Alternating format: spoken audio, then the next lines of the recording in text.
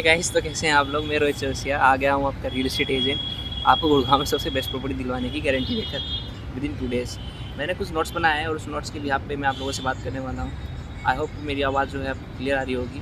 पहले देख लेते हैं, ये मेरी नोट्स है, इसी में मैं रेगुलर सारी बेसिस वाली जो है लिखूँगा और साथ में आप लोगों को स्क्रीन पर शेयर करते जाऊँगा। आई होप कि आप लोग अंडरस्टैंड कर पाएँ। तो आज के इस सीरीज़ का जो मैं स्टार्ट करने वाला हूँ वो है कंपटीशन इन रियल एस्टेट, कि रियल एस्टेट में एक्चुअली कंपटीशन है कितना, और इसका एपिसोड नंबर 1 है। ठीक है, तो जो पहली हमारी टैगलाइन है कि क्या ऑफलाइन मार्केट में आपके लिए कोई फ्री में काम कर सकता है। ठीक है, तो आप लोगों के लिए कोई फ्री में काम ऑफलाइन मार्केट में कोई कर सकता है या नहीं कर सकता है, इसका देखते सोल्यूशन है या नहीं है। तो जैसे गुड़गांव के अंदर हमारे सर्कमस्टेंस के अंदर 100 लोग तो जान पहचान के होंगे ही। ये स्पेसिफिकली गुड़गांव के बारे में बात करूँगा, बट ये स्पेसिफिकली गुड़गांव के लिए है नहीं। आप जहाँ भी रहते हो तो वहाँ आपके आसपास में, मेरे हिसाब से अगर आप रियल एस्टेट में या किसी भी मार्केटिंग फर्म में काम कर रहे हो तो आपको 100 लोग जरूर जानते होंगे।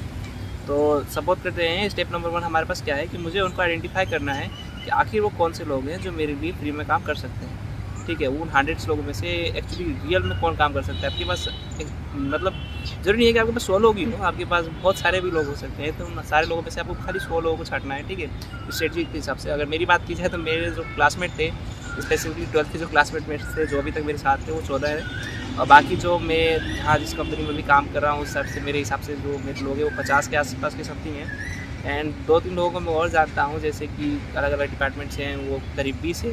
और जो मेरे कुछ अदर डिपार्टमेंट्स में जो अभी जो मेरे दोस्त हैं वो काम कर रहे हैं, और अदर स्कूलमेट्स और अदर जितने भी कॉलेज फ्रेंड्स जो भी हैं वो समथिंग 16 के अराउंड के आसपास है। तो कुल मिला के ये 100 हो गए। मेरा टारगेट इन लोगों के पास पहुँचना है। और हमारी टैगलाइन नंबर 1 है कि अगर आपकी तरफ से एक भी क्लाइंट डील क्लोज करता है तो आपको 10,000 रुपये देंगे इफ़ दे पे the 30% of the amount of the property.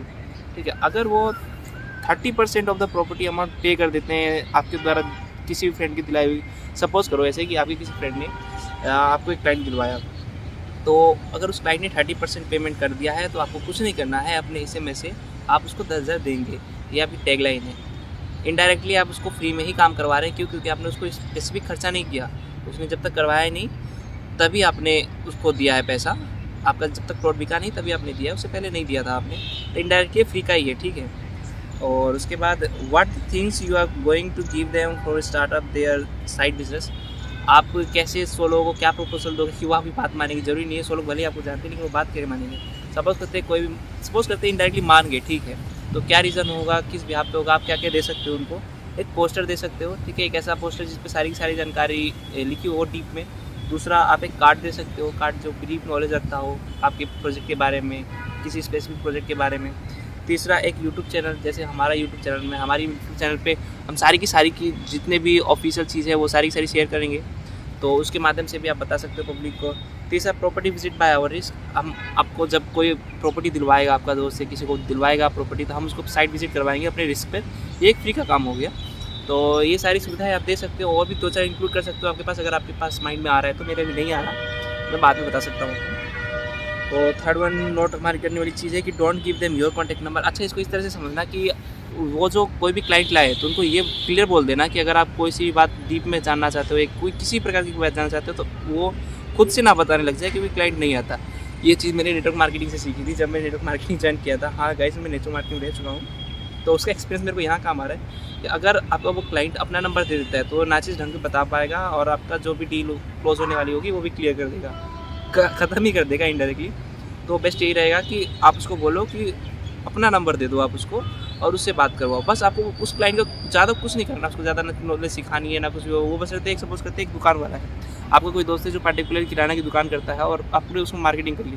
कोई कस्टमर आया, उसको बोला कि भाई साहब कोई ज़मीन वगैरह, कोई प्लेट या प्लॉट वगैरह कोई है क्या आपके पास दिलवाने वाला।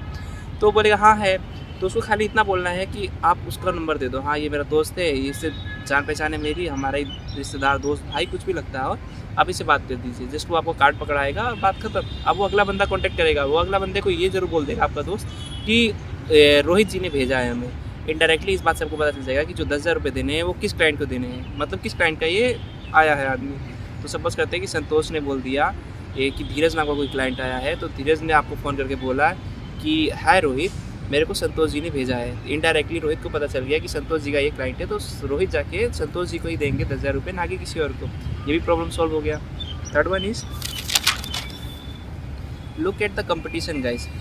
अगर सारे बड़े खिलाड़ी यही करने लगे तो क्वेश्चन मेरा ये है कि अगर सारे बड़े खिलाड़ी यानी जैसे जितनी बड़ी बड़ी कंपनियाँ हैं वो सारे ये नहीं कर रहे हैं, मेरे हिसाब से सारे के सारे हम लोग को जैसे रियल एजेंट ऐसा हायर कर रहे हैं अपनी कंपनियों में, और वो एज ए फिक्स सैलरी पे दे रहे हैं।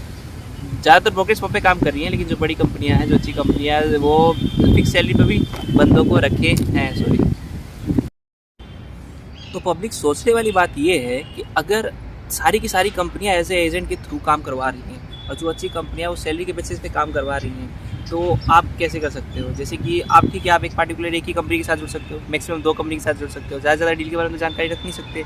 और अगर रखना भी चाहोगे तो आपको टीम बड़ी चाहिए, या तो जानकारी टोटल ज़्यादा चाहिए, इतनी ज़्यादा कैपेसिटी हो, आप टॉपर बनते हो किसी क्लास के और रट्टा मार के बैठा हो सारी प्रॉपर्टी के बारे में। ऐसा कोई बहुत बड़ा मिथ नहीं है, आप बिल्कुल रख सकते हो जानकारी, प्रॉपर्टी की नॉलेज आप आराम से रख सकते हो। बस आपको क्या करना है ना, हर एक चीज़ नोटेड रखनी है, चाहे वो आप अपने सिस्टम पे रखो या पार्टिकुलर बुक में रखो।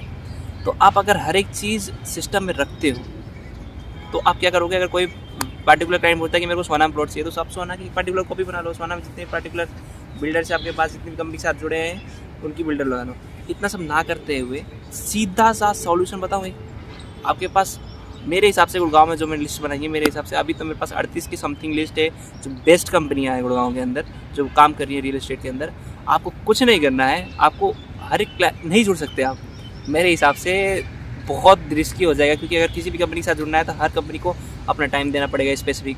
अपना स्पेसिफिक टाइम देने के बाद क्या तो बात करूँ मैं आप जाओगे कंपनी को, साइट भी विजिट करवाओगे, कंपनी में बैठना भी पड़ेगा, पार्टिकुलर कभी कोई मीटिंग्स भी लेनी पड़ेंगी। तो इतना सब नहीं है अपन के पास यार, टाइम भी नहीं है और अपन कर भी नहीं पाएंगे इतनी सारी फील्ड के बारे में। तब को क्या करना है ना, कुछ नहीं करना। सपोज करते हैं कि गीतांजलि है, गीतांजलि होम स्टे की एक प्राइवेट कंपनी है, हमको उसमें जुड़ना है और हम अभी ऑलरेडी 2 कंपनियों के साथ काम कर रहे हैं, लेकिन हमको तीसरी भी कंपनी जोड़नी है, लेकिन हमारे पास टाइम नहीं बच रहा है। तो कैसे करेंगे? सिंपल सी बात है, गीतांजलि का एक बंदा पकड़ो जो ऑलरेडी गीतांजलि में काम कर रहा है। सपोज करते हैं कि गीतांजलि में एक पार्टिकुलर बंदा है सूरज करके, तो सूरज जी गीतांजलि में पड़े हैं। आपको क्या करना है, सूरज जी से कॉन्टैक्ट रख लेना है। अगर कोई भी बंदा गीतांजलि की सारी प्रॉपर्टी के बारे में तो नॉलेज रखनी है, गीतांजलि की सारी प्रॉपर्टी के बारे में जहाँ जहाँ वो डील करिए कौन बताएगा, वो पार्टिकुलर सूरज जी बताएंगे। तो आपको कुछ नहीं करना है, उसकी एक लिस्ट बनाओ और उसके बाद एक जो आपका कस्टमर है वो अगर कोई ऐसी प्रॉपर्टी के बारे में जानता है जो सिर्फ गीतांजलि के पास है, वो गीतांजलि बेच देगी, तब कुछ नहीं करना है, आपको जाके क्लाइंट को सूरज जी को दे देना है। सूरज जी से क्या लेना है? खुद की कमीशन ले लेनी है। मतलब अगर सपोज करते हैं कि 50 गज के प्लॉट पे, ऐसा बता रहा हूँ मैं स्पेसिफिक, 50 गज के प्लॉट पे आपको 15,000 की डील मिलती है, आप सूरज जी से ले लो और सूरज जी को 10,000 दे दो, 5,000 कमीशन आपका। इनडायरेक्टली आपको कस्टमर भी तो नहीं गया और आपको फ्री की डील हुई ना, जो कस्टमर जाने वाला था आपको मिला ना। तो ऐसी क्या करनी है आपको, 100 मतलब जितनी भी बड़ी कंपनी है सबसे टाइप करना है। कंपनी में जाके इंटरव्यू देने का कोई फायदा नहीं है, जो बंदा ऑलरेडी उसमें काम कर रहा है उससे टाइप करो। इससे क्या होगा, सपोज करते हैं कि आप 38 कंपनियों से टाइप हो, 38 कंपनी से टाइप हो मतलब उसके 38 क्लाइंट से टाइप हो।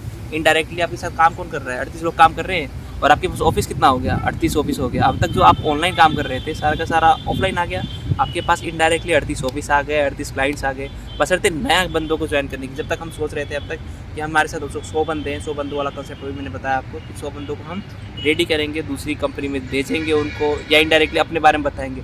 मतलब दूसरी मार्केटिंग स्ट्रेटजी होगी। वो 100 बंदे की मार्केटिंग स्ट्रेटजी अलग है बिल्कुल, और ये 38 बंदों की मार्केटिंग स्ट्रेटजी जो है वो बिल्कुल अलग है। थोड़ा सा समझने की कोशिश करना, और अगर थोड़ा सा भी डाउट हो, कुछ भी डाउट हो, मैं एक बार और वीडियो इस पर क्लियर बनाऊँगा और कोशिश करूँगा कि मेरी आवाज़ क्लियर है।